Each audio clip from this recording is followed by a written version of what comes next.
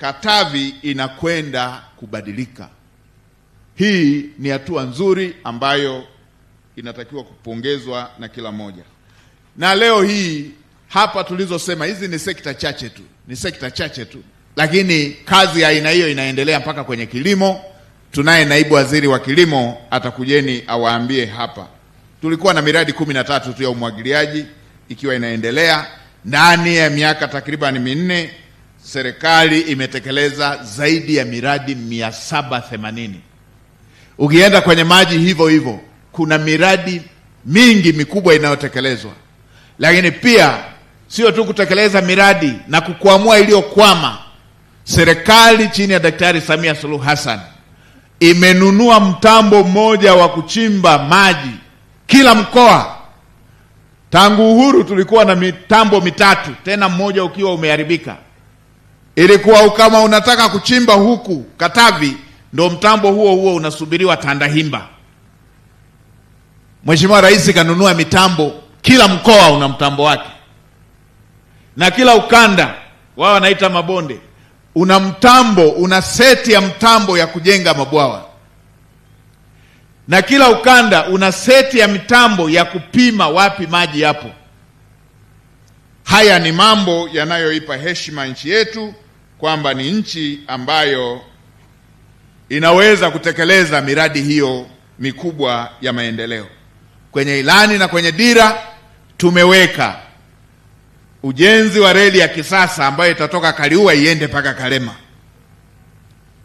Hili na lenyewe litakapofanyika ni jambo kubwa litakaloendelea kuamsha mkoa wa Katavi na kuchachua uchumi wa Katavi. Sasa hivi tunataka tukamilishe vipande ambavyo tayari vipo kwenye ujenzi. Kipande cha kutoka Dar es Salaam kwenda mpaka Mwanza kupitia Tabora, na kipande cha Dar es Salaam kwenda mpaka Kigoma kupitia Tabora. Kote wakandarasi wako site na fedha zake zipo kwa ajili ya utekelezaji wa miradi hiyo mikubwa. Mimi napita kukagua utekelezaji wa hiyo miradi, kuamsha ambako kuna kusinzia, kuchukua hatua maeneo ambayo yanahitaji hatua zichukuliwe, lakini pia kuongea na wananchi. Hata hapa nimeshaona mzigo huu hapa, watu walioandika kero zao, nitawasikiliza. Nimekuja kwa ajili hiyo.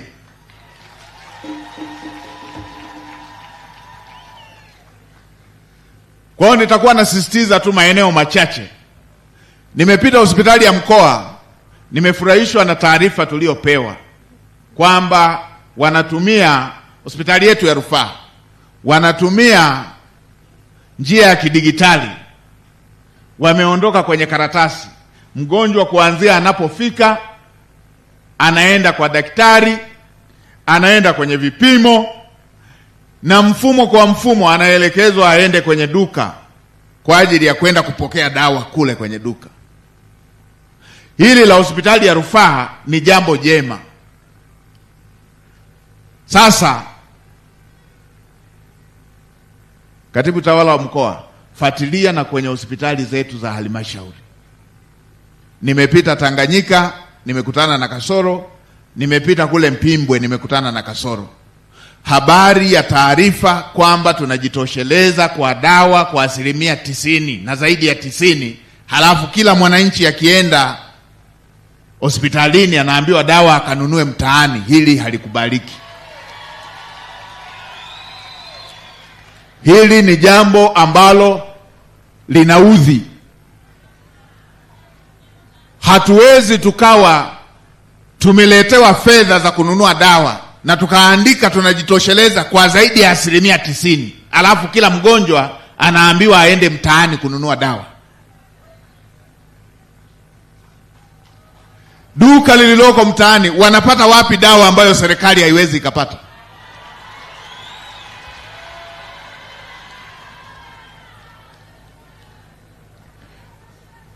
Kioski kinapata wapi dawa ambayo serikali haiwezi ikapata? Kama sio ule ujanja wa yule anayeandika, ndo wamezipeleka dawa kule akakutane nako kule ikiwa biashara yake.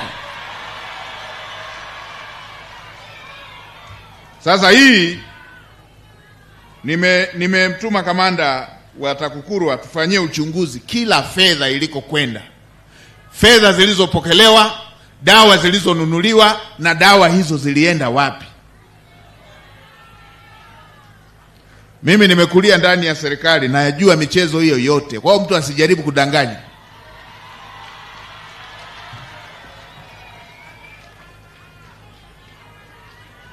Najua mianya yote hiyo. Ana duka mengine dogo tu, anatoa wapi dawa ambayo sisi serikali tunakosa, kama sio hizo hizo serikali zinatangulia kwenye biashara zetu?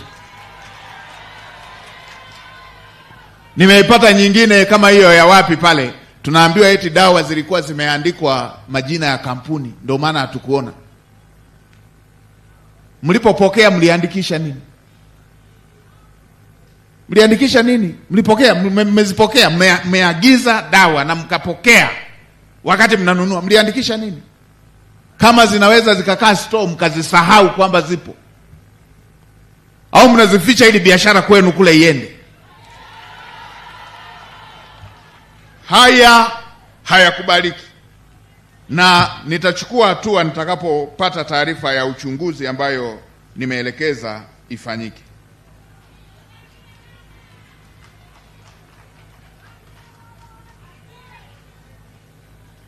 Lakini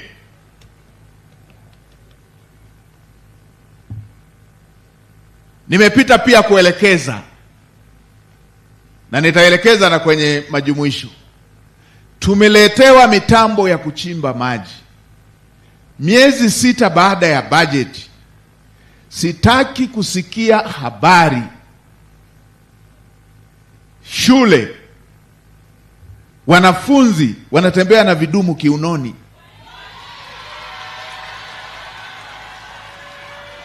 Kuhangaika na maji, na mitambo ipo, kila mkoa una mtambo wake. Wekeni budget, wekeni kipaumbele, jazeni mafuta kwenye mitambo, chimbeni maji. Kama maji ya kuchimba yapatikani, mitambo ya mabwawa ipo, kingeni maji. Tunataka watoto wasihangaike maji. Shule ya msingi, shule ya sekondari, maabara, shule zahanati, vituo vya afya, lakini na vijiji ambavyo bado havina maji. Mitambo rais alishatununulia. Tusichonganishe serikali na wananchi kwa uzembe.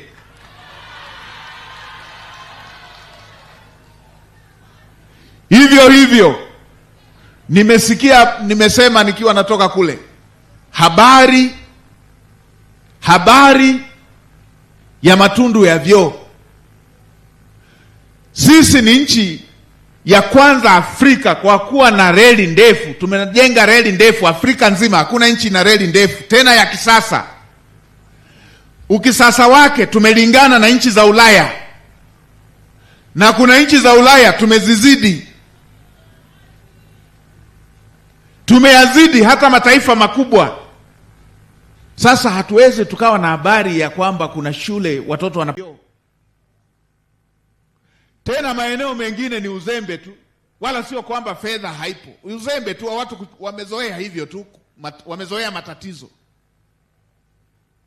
Nilipita mkoa mmoja, fedha ya kujenga vyoo imeshapelekwa mwaka mmoja mzima hawajajenga vyoo, na fedha ipo, na watoto wanapanga foleni, na wanataka tuwaambie kwa lugha ya staha kwamba hili mmekosea. Nikamwambia mkuu wa mkoa, kama hiyo shule iko karibu, wapeleke wanafunzi wote wale wao wanajisaidia kwa mkurugenzi na kwa afisa elimu.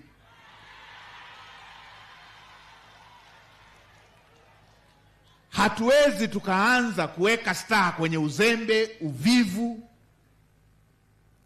hujuma. Serikali nzima tuonekane wahovyo. Fedha rais ameshapeleka, watu hawachimbi vyoo kwa ajili ya wanafunzi.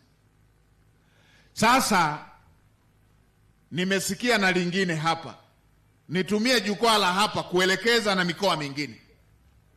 Habari ya shule kukosa madawati. Tunawekaje bajeti za kununua magari ya nyongeza na watoto wanakaa chini?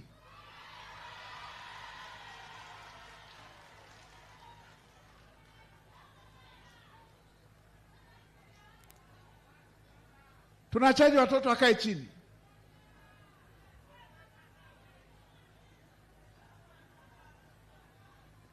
Hata mkoa wenye mbao watoto wakae chini.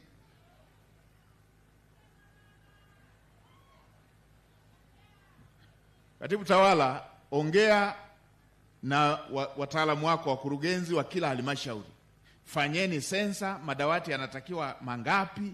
Nataka hili na lenyewe liishe. Hii habari ya kwamba kuna shule watoto wanakaa chini, kuna shule haina madawati, hili na lenyewe nitakaporudi kukagua, kufuatilia maelekezo niliyoyatoa, sitaki kuja kusikia kuna shule haina madawati.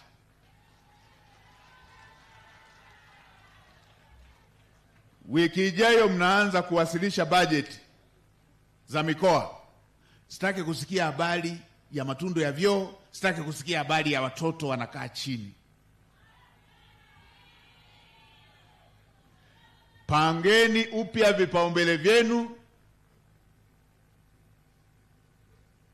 tuhakikishe haya mambo ya msingi tunayamaliza. Mheshimiwa Rais ametujengea madarasa mazuri ya kisasa mpaka vijijini. Ndugu zangu wa kwetu kule Sukumani kule, wa kwetu kule wamekuwa wakipita kwenye yale madarasa kwa sababu yamejengwa yana vioo. Wanasema nani ngono vikolele chanishi, kumbe ni yeye amejiona kwenye kioo. Darasa lina kioo. Alafu ndo watoto waingie wakae chini. Tumeshajenga jengo bora la thamani kubwa, alafu ndo watoto wakae chini.